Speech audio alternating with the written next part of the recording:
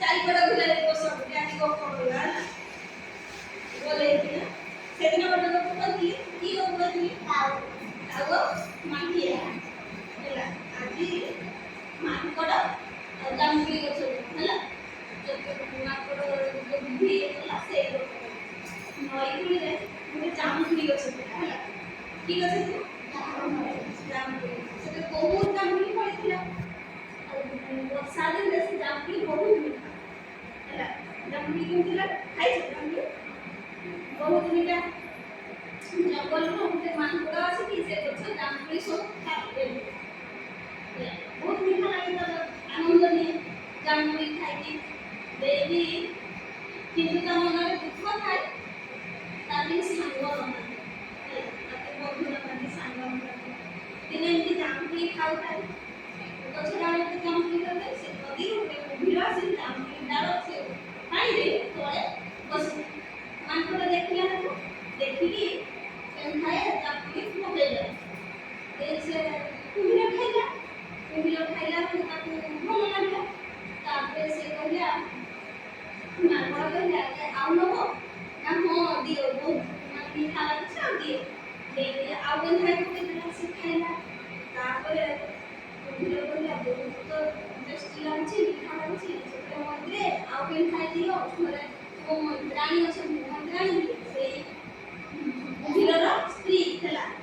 କହିଲେ ତାଙ୍କୁ ନେଇଦେଲେ କହିଲେ ହଉ ମୈତ୍ର ଯେତେବେଳେ ଡାକିଦେଲା ମୈତ୍ର ମାନେ ବନ୍ଧୁ ସାଙ୍ଗ ସେତେବେଳେ ମାଙ୍କଡ଼ର ମନ ଖୁସି ହେଇଗଲା ହେଲା କହିଲେ ହଉ ଯାହା ହଉ ମୋ ସାଙ୍ଗ ମିଳିଗଲା ତାପରେ ସିଏ ଆଉ ଦୁଇ ପେନ୍ଥା ପକେଇଦେଲା ତାପରେ ସେ କୁମ୍ଭୀର ନେଇକି ତା ଘରକୁ ଗଲା ତାକୁ ନେଇଦେଲା କୁମ୍ଭୀର ତା ସ୍ତ୍ରୀକୁ ଯେତେବେଳେ ନେଇଦେଲା ତା ସ୍ତ୍ରୀ ଖାଇଲା କହିଲା କେଉଁଠୁ ଜାମୁକୋଳି ପାଇଲ ନା ସେଇଠୁ ପାଇଲି ସେଠି ମାଙ୍କଡ଼ ଅଛି ସେ ଦେଲା ନା ସେତେବେଳେ ତା ସ୍ତ୍ରୀ କହିଲା ଯେ ଜାମୁକୋଳି ତ ବହୁତ ମିଠା ଏ ଜାମୁକୋଳି ଯିଏ ଡେଲି ଖାଉଥିବ ସେ ମାଙ୍କଡ଼ ତା କଲିଜାଟା କେତେ ମିଠା ହବ ସେତେବେଳେ ସେ କୁମ୍ଭୀର ଥିଲା ଶୁଣ କୁମ୍ଭୀର ଦେଇକି କହିଲା ହଉ ହଁ ସତ କଥା ତ ଏଇଟା ବହୁତ ମିଠା ଲାଗେ ତାର କଲିଜା ବହୁତ ମିଠା ଲାଗୁଥିବ ତାପରେ ସେ ଘରକୁ ତା ପରଦିନ କହିଲା ମୁଁ ତାକୁ ମାନେ ଗେଣ୍ଡେଇକୁ ନେଇ ଆସିବି ମାଙ୍କଡ଼ ନେଇ ଆସିକି ତାକୁ ତା କଲିଜା ଖାଇଦେବ ତାପରେ ତା ପରଦିନ କୁମ୍ଭୀର ସକାଳୁ ଉଠି ଚାଲିଯାଇଛି ଯାଇକି ଗଛ ତଳେ ବଗିଛି ମାଙ୍କଡ଼ ଆସିନି ଏତେ ସମୟ ହେଲେ କିଛି ଆସିନି ତାପରେ କୁମ୍ଭୀର କହିଲା ଆଜି ବୋଲି ଆମେ ଯେ ଉପାୟ ଭାବୁଥିଲେ ସେଟା ମାନେ କାର୍ଯ୍ୟକାରୀ ହବ ମାଙ୍କଡ଼ ତ ଆସିଲାନି ଏତେ କଲିଜା ତାପରେ କିଛି ସମୟ ପରେ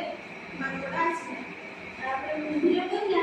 ଯେ ଏତେ ସମୟ ହେଲା ନଈରେ ଆଜି କୁଆଡ଼େ ଯାଇଥିଲ ମୁଁ କେତେବେଳେ ଆସି ଜଗିଛି ନା ଆଜି ଟିକେ ଜଙ୍ଗଲରେ ମିଠା କେନ୍ଦୁ ପାଇଯାଇଥିଲି ତ ସେଇପାଇଁ ଏ କେନ୍ଦୁ ଖାଇବାରେ ରହିବୁ ନା ହଉ ଆଉ ସିଏ ମାଙ୍କଡ଼ ପଚାରିଲା ମଦୁରାଣୀ କ'ଣ କହିଲେ ଜାମୁକୋଳି ଖାଇ ସେ କହିଲେ ହଁ କହିଲେ ବହୁତ ମିଠା ହେଇଛି ଆଉ କହିଲେ ଯେ ତୁମକୁ ନେବା ପାଇଁ ସାଙ୍ଗରେ ମୋତେ ଦେଖା ହବନି ନା ହଉ କହିଲେ ଆଉ ମୁଁ ତ ଯାଇପାରିବିନି ନଦୀରେ ପାରେ ମାଙ୍କଡ଼ କେମିତି ଯିବ କୁମ୍ଭୀର ସିନା ପାଣି କରିବ ମାଙ୍କଡ଼ କେମିତି ଯିବ ସେ କହିଲେ ଚିନ୍ତା କରନି ମୁଁ ତୁମକୁ ମୋ ପିଠିରେ ବସେଇ ତାପରେ କହିଲେ ହଉ ତାହେଲେ ତାପରେ ପିଠିରେ ବସିକି କୁମ୍ଭୀର ପିଠିକୁ ଡିଆ ମାରିଦେଲା ମାଙ୍କଡ଼ ତାପରେ ସେଠି ବସିଗଲା ତାପରେ କୁମ୍ଭୀର ପହଁରି ନେଇଗଲା ଝିଅକୁ ଯାଇଛି ଝିଅ ପୁରା ସ୍ପିଡ଼ରେ ଯାଉଛି ଜୁକ୍ ଜୁକ୍ ପହଞ୍ଚୁଛି ସେତେବେଳେ ମାଙ୍କଡ଼ କହୁଛି ମୋତେ ଡର ଲାଗୁଛି ଏତେ ଜୁକ୍ ପାଇଁ ପହଞ୍ଚୁଛ ମୋତେ ଟିକେ ଆସ୍ତେ ଆସ୍ତେ ପହଁର ସେତେବେଳେ ସେ କହୁଛି ଆରେ ବୋକା ମାଙ୍କଡ଼ ଆଉ ମୁଁ ତୋତେ ତୋ କଲିଜା ଖାଇବି ତୁ ଏତିକିରେ କିସ ଡରୁଛୁ ତୁ ତୋ କଲିଜା ଖାଇବି ସେତେବେଳେ ମାଙ୍କଡ଼ ଚିନ୍ତା କରୁଥିଲା କିସ କରିବି ଯେ ମୁଁ କଲିଜା ଖାଇବ ତାପରେ ଉପାୟ ଭାବିଲା ଯେ କହିଲା ଯେ ଇଏ ମତେ ତୁମେ ମୋତେ ଆଗୁଆ କହିଲନି ଆଗୁଆ କହିଥିଲେ ସିନା ମୋ କଲିଜାଟା ସାଙ୍ଗରେ ଆଣିଥାନ୍ତି ମୋ କଲିଜାଟା ମୁଁ ଜାମୁକୋଳି ଗଛରେ ରଖିଦେଲି ସେତେବେଳେ କୁମ୍ଭୀର ପୁକା ଖାଇବା ଭିତରେ ସେ କହିଲେ ନା ତୁମେ ଘୁରା ମୋତେ ଜାମୁକୋଳି ଗଛ ଆଡ଼କୁ ନିଅ ମୁଁ ଏ କଲିଜାଟା ଆଣିଲେ ସିନା ତୁମେ ଖାଇବ ତାପରେ ସିଏ ତାପରେ ବୁଲିଲା ଜାମୁକୋଳି ଗଛ ଆଡ଼କୁ ବୁଲିଲା ବେଳକୁ ବୁଲିଲା ବେଳକୁ ତାପରେ କିଛି ମାନେ ସେ ଗଛ ପହଞ୍ଚିବା ଆଗରୁ ମାଙ୍କଡ଼ ସେ ଗଛ ଡାଳକୁ ଡିଆଁ ତାପରେ କହିଲେ ଆରେ ବୋକା କୁମ୍ଭୀର କେହି କ'ଣ